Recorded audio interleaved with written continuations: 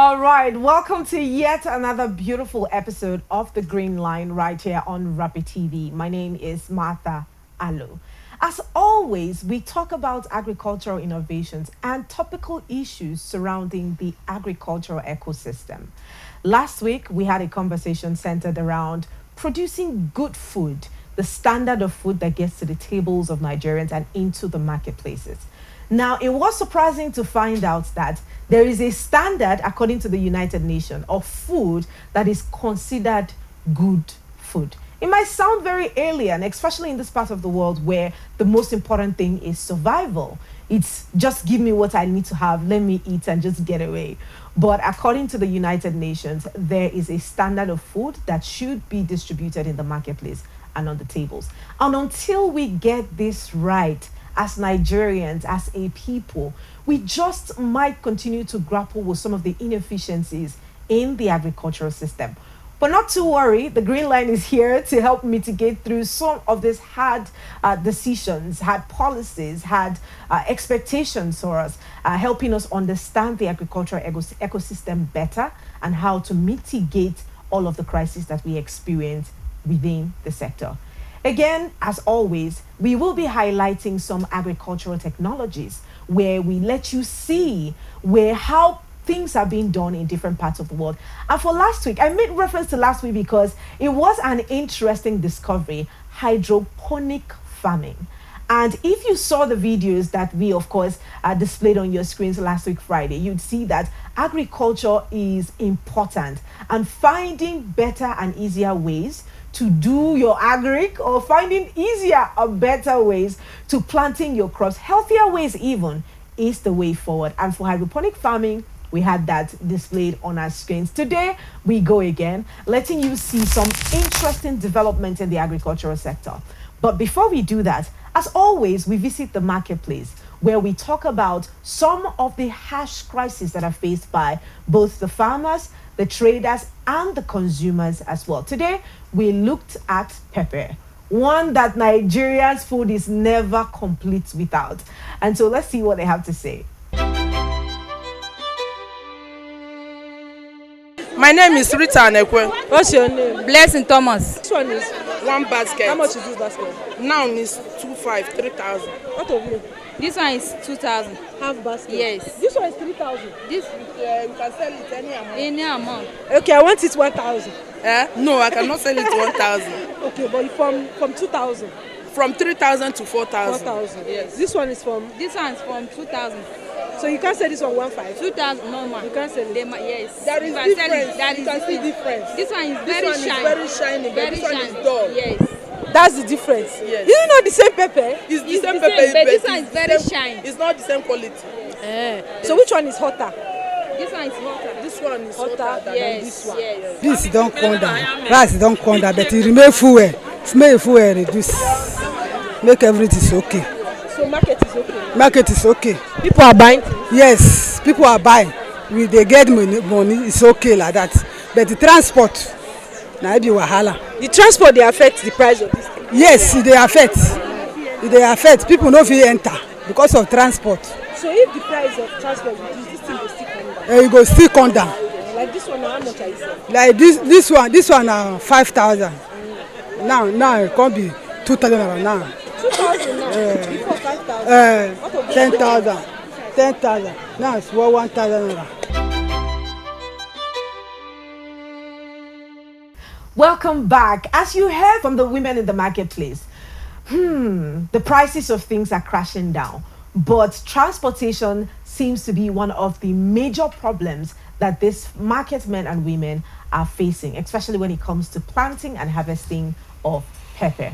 But yes, we'll have that one on the side. And next, we move to having our expert on the show. Now, you guys need to get used to having him because, of course, he is an authority in the field. And we love to have people who quite understand these conversations to help us understand this and help you understand it better. I've got the pleasure of hosting Mr. Damian Udo yet again. Good morning to you. Thank you. I'm delighted to be here. Good to be here. How's Thank you your very week? much. How's your week?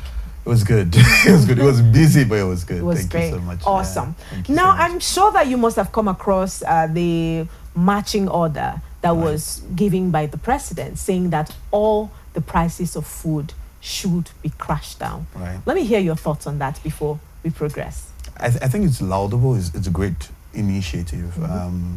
Every president should think about their people. And, Absolutely. one of the things that really affects everyday life is the cost people pay for food. Because, how do I put it? You get to eat, what is it called? 3 times, 3 squared meals, right? So ideally, you're supposed to eat 3 times, breakfast, lunch, dinner. And if the cost of having breakfast, lunch, and dinner is through the roof, your citizens begin shouting and screaming, and you have unrest. So it's actually a great initiative. How we go about achieving that initiative is another. I think it's a conversation we're about to have. Super right? important. Yeah. Yes, and yes, Nigeria's inflation rate Right. hit 4% in April 2025. And agriculture or food inflation soaring to about 40%, right? Staples like rice, beans, gari, all of those things that you'd find in homes, generally, the price skyrocketed. Right. So now, crashing prices without tackling the supply bottlenecks risk becoming quite rhetoric. Now, my question to you is, with Nigeria's food inflation rate being 40.5%, according to the Nigerian Bureau of Statistics, in an economy which is fragile, is it realistic to crash these food prices? It is very, very realistic, but we have to take a very holistic approach towards crashing these food prices, right? Before food prices went up, I wanted to let's take it back 2 years. Before food prices went up to the current state we have, what changed was the removal in fuel subsidy. Great move, but at the same time, that one line item change in the cost of fuel changed the overall cost of food.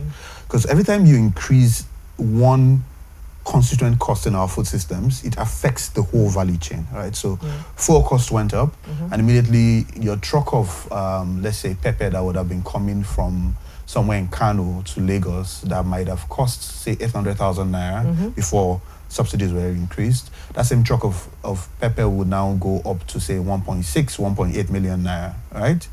That cost is transported to the final consumers because the traders have to pay for the logistics, and then the market women will pay those traders for that cost, and then me and you get to pay that cost eventually.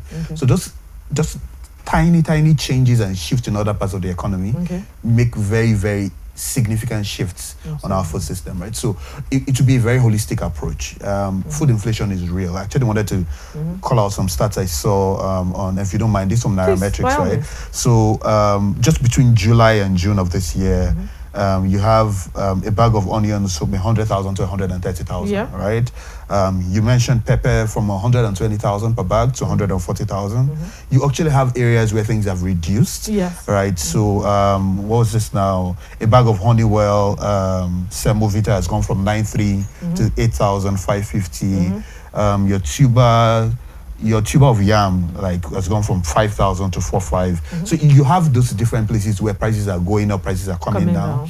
It makes sense to take this approach, like I said. The government will always take a holistic approach, which is to open the borders, allow more imports.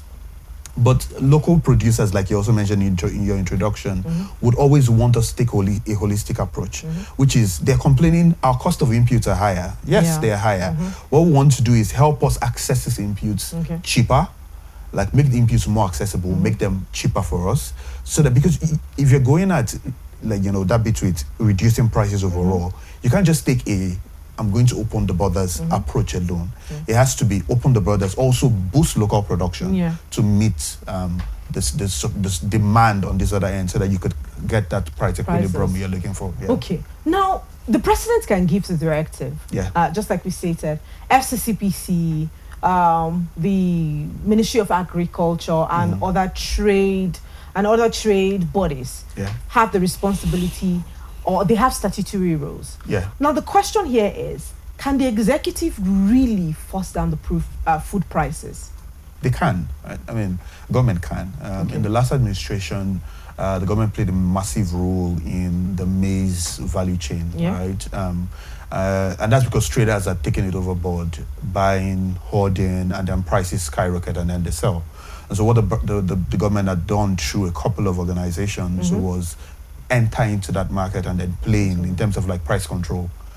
That's buy massive positions and be able to control the prices. So the government has a couple of mechanisms. That's just one to enter the market and kind of like drop prices. For example, opening the border is one thing. Absolutely. You have massive inflow of bags of rice, prices crash. It affects local producers, but it stabilizes price in the immediate, right? But for the long run, those kinds of interventions are not the most sustainable. Practically because we don't want to export the jobs that we are creating here in our food systems. We want our food systems to be robust, we want them to grow, we want them to improve year on year. So we like opening the borders in and of themselves is not a sustainable solution. In the immediate, it helps reduce costs on certain food items, not all, because there's some that just is not going to affect. Yes, so the government has the power. Government has a number of tools in its toolbox to drive those prices down. Like you mentioned, all the other organizations with the statutory responsibilities have tricks up their bag that they could employ to kind of like drive down prices. But in the long run, for a sustainable solution, those approaches are not always approaches like opening the border, importing. They're not always the best for our own economy. And I think that the Minister of Agriculture did make mention of that, saying it's not the way out.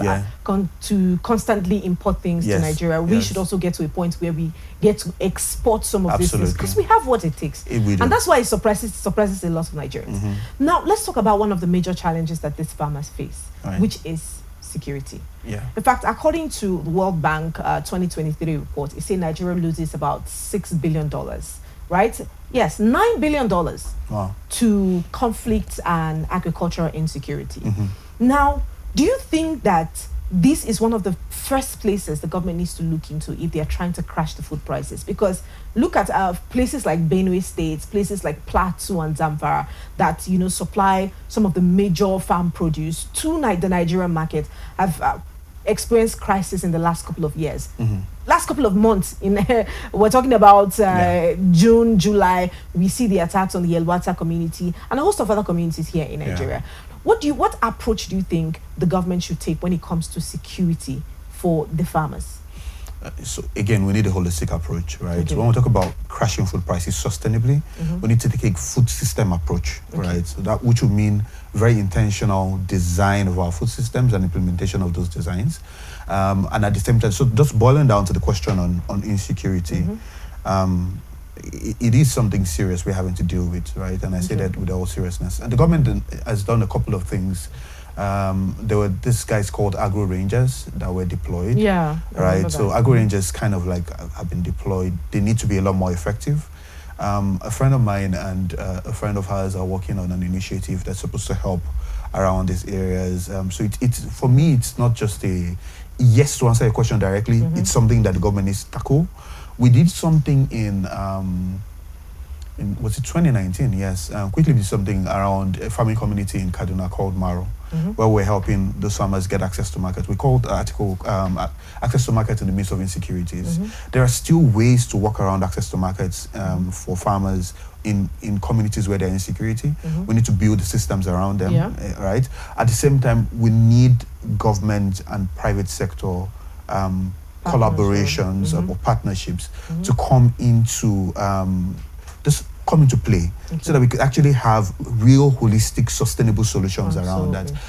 Insecurities, I actually know of individuals in the food space who have had to pay security levies in some of those communities to be able to work in those communities, and that's vigilante fees because those guys are actually protecting the farmers while they farm and while they harvest. And they have, I know of a startup that lost I think about 50 million naira in a farm because they couldn't go harvest. Really? Yes. And that in itself, those kind of occurrences happen.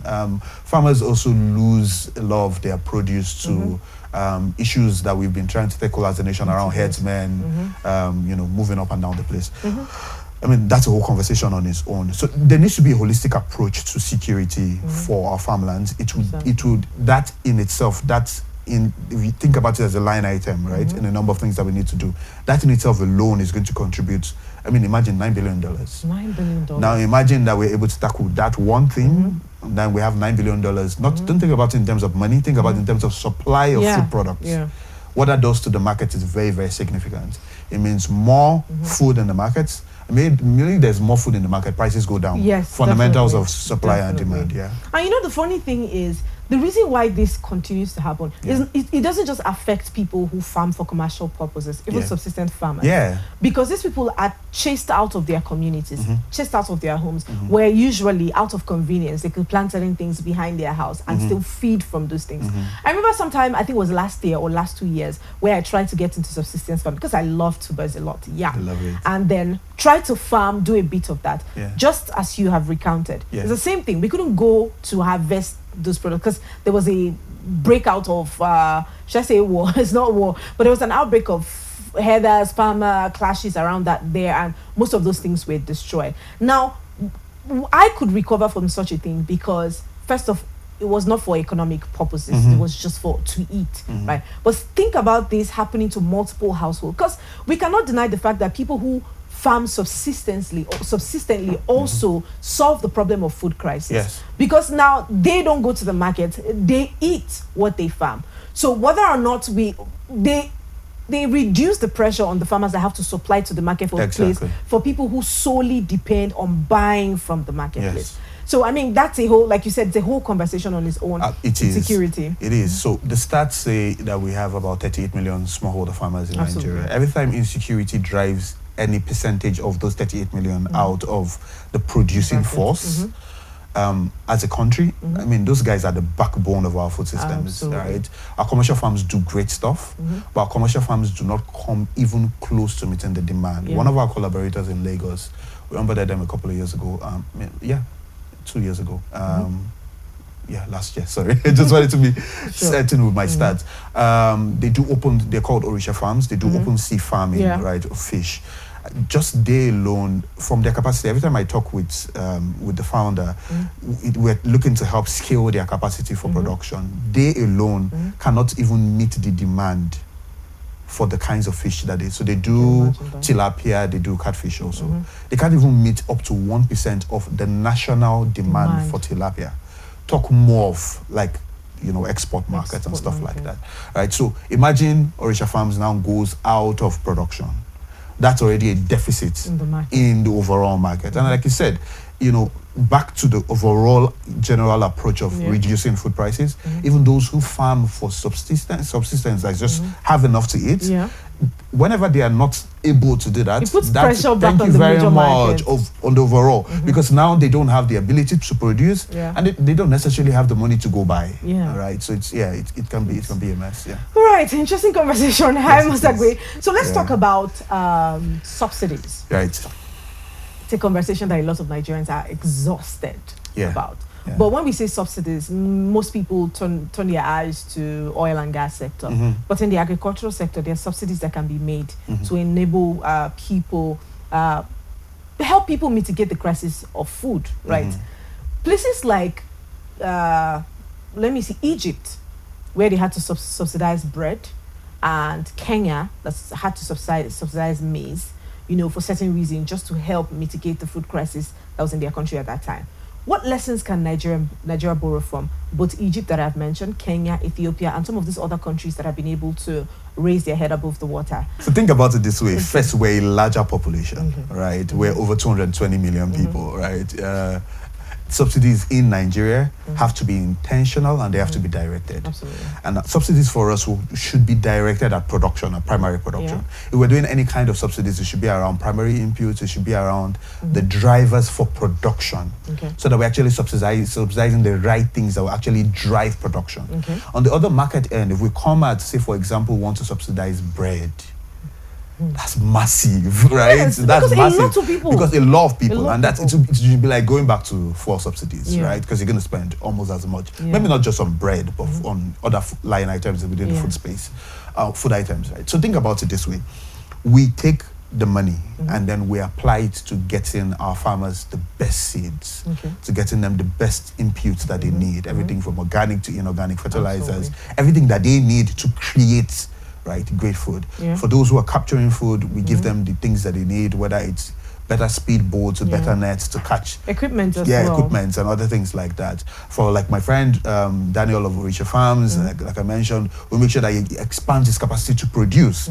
So it should be, what it looks like is intentional direct investment into food system actors, right? Farmers, food processors, all the other people who are primary producers.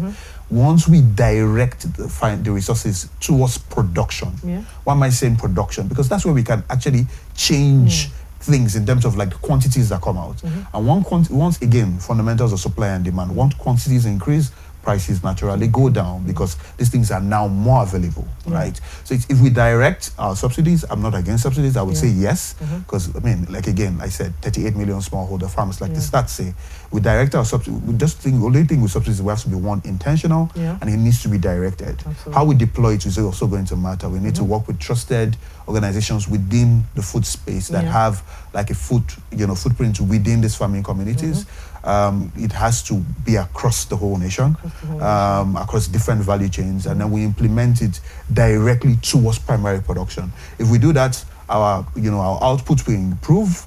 Of course, we also need to kind of like build out solutions around post-harvest losses rather, and of course storage systems, right? So that all of these great harvest doesn't go to waste. And of course, market linkages definitely to ensure that everything that gets produced gets to the markets that they are needed. All right. That they are needed. Let's, on a very final note, Yeah. if you had the opportunity to suggest to the government, because again, this is a marching order that's been given, and if he is able to speak to key players, because I'm sure that when he gave out that order, the key players in the agricultural sector that probably might have reached out to him to say, oh, this might not be possible, these are some of the things that should be done and shouldn't be done. If you're in that position where you could give the president an advice of this marching order, what would it be? Okay, that's a very sexy one, and I'm on national TV. So, right. Okay. So, first things, very few things are impossible. If we determine to, as a nation, have, in your introduction, you mentioned something about good food, right? Yeah. At Quick we define good food as food that is nutritious, affordable, and accessible, right? And those three components for us drive the definition of good food. As president of a nation, there's so much power within your reach, and that power is a trust, and how you deploy that power is for the good of people, should be for the good of the people. And so if I had the opportunity to sit with Mr. President, I would I'll be very, very intentional about first raising the goal from just food security, just primarily right now, just driving food prices down and food security, to creating a roadmap to food sovereignty. Certainly. All right, so national food sovereignty, continental food sovereignty. And if we were to actually build out that roadmap to food sovereignty, we'll achieve all the other things we're looking out for. Reduce food prices, food security, and we'll become a net exporter of good food, right? So we'll drive out, would create a very, very holistic design for our food systems that has everything in it, from incentives around primary production, incentives around food processing, incentives around, the first, we already know where the resources are, so it's more the allocation of the resources that we have. We're a very, very blessed nation. We have more arable land than a lot of other people do. And look at what Netherlands has been able to do. Look at what Israel has been able to do with less the resources that we have. And so we're able to create a comprehensive food sovereignty plan for ourselves as a nation, right? We would actually and we actually work it out. And we create a system that is not going to end with this administration, but, clarity and policy direction will drive a lot of capital towards our nation. I mean, the capital always goes in the direction of opportunity. And so we'll drive a lot of capital towards it. The big boys in the banking industry, who already allocate certain parts of their overall balance sheets to agriculture, would be doing more, because there's clarity in direction. And then there's also, like, I think the role of government in these things is, like I said on the last show, in terms of art, is, there's a canvas, you're giving direction as to, which is policy direction, as to how people should paint on the canvas. Once you can create clarity around opportunities for investment, capital directly just flows into that, right? So I think the right thing to do at this moment is that go for food sovereignty. We go for food sovereignty, we'll solve all the other little problems we have. It won't be like putting out fires, reduce food prices, import food here and there. No, it will be a holistic, we are going to be great at this thing. So we're going to have so much food right? And yeah. Which is the All same, the other things, surprise. This is almost the same perspective that the Minister Yeah. of Agriculture displayed out, food sovereignty, Yeah. which is super important as well. Yeah. But yes, we're going to have to let you go at this point. Thank and you. We had an amazing time having this conversation. Always a with delight you. to be here. All Thank right. you. Thank you so much again. Thank you very much. Yes, if you are just joining us, we have been hanging out with Mr. Damian Udo, and he is the Chief Executive of Quick Lip. Now, let's go out on a very short break. When we get back, we'll keep up with the conversation. All right, welcome back. Now, when we are talking about doing things correctly, we're talking about doing things efficiently. We're also looking at the ways that we can harvest our crops easier. Now, one of the major challenges that we highlighted in this conversation about harvesting our farm produce is security. Imagine a person going to the farm and not being able to harvest their farm produce just because of insecurity. But how about we find out efficient ways to harvest the crops that does it faster, cleaner, and easier? We might leave the farm before the bandits arrive, don't you think so? But yes, let's take a look at this form of harvesting, and let me know what you think. From the days of hand tools and simple machinery, today, technology is transforming how we harvest, making farming faster, smarter, and more efficient. One of the areas where innovation is making a big impact is rice harvesting. Modern rice harvesters are built not just for speed, but for precision and sustainability. These machines can cut, thresh, clean, and bag rice in one seamless process, drastically reducing post-harvest losses. For example, advanced rice harvesters can cover up 1 hectare in less than an hour, compared to several days with manual labor. This doesn't just save time and money, it helps farmers preserve grain quality and increase yields. But beyond individual machines, what we are really seeing is a global shift towards data-driven harvesting. Farmers can now monitor yields in real time, adjust for crop conditions, and optimize fuel use, all from the cab or even remotely. In a country where security happens to be one of the concerns of the agricultural structure, finding smarter ways to engage in agricultural activities is the way forward. And this data-driven harvesting tool is definitely an optimal way of harvesting. Harvesting today is no longer just about cutting crops. It's about combining innovation, intelligence, and sustainability to feed the future. This is the Green Line, where innovation meets agriculture. Right, you would agree with me that farming the right way, farming efficiently makes life better and makes it efficient and makes the overall process not cumbersome. Because again, the reason a lot of people shy away from agriculture is because we have the olden days way of thinking about agriculture. Oh, they have to be tacky. Oh, they have to dress a certain kind of way. I mean, I farm too. So, I mean, they don't have to look tacky all the time. So yeah, there we have that one. And this will bring us to the very end of today's episode. I totally enjoyed myself, especially when we're talking about policies, because we can't talk about getting into agriculture, understanding the nitty-gritty of agriculture. But when the policies do not support your learning and your practice of agriculture, it would just be shadowboxing. And today, we've learned some of the policies that can be introduced. In fact, our guest has helped us out with advising the president on what to do to make agriculture more attractive for the youth to partake in. Now, I will be heading out right now, but remember, I will always be on your screen Friday at 11 a.m. My name is Martha Alo, and you definitely can rewatch this episode on our YouTube at official Rappi TV. See you next week.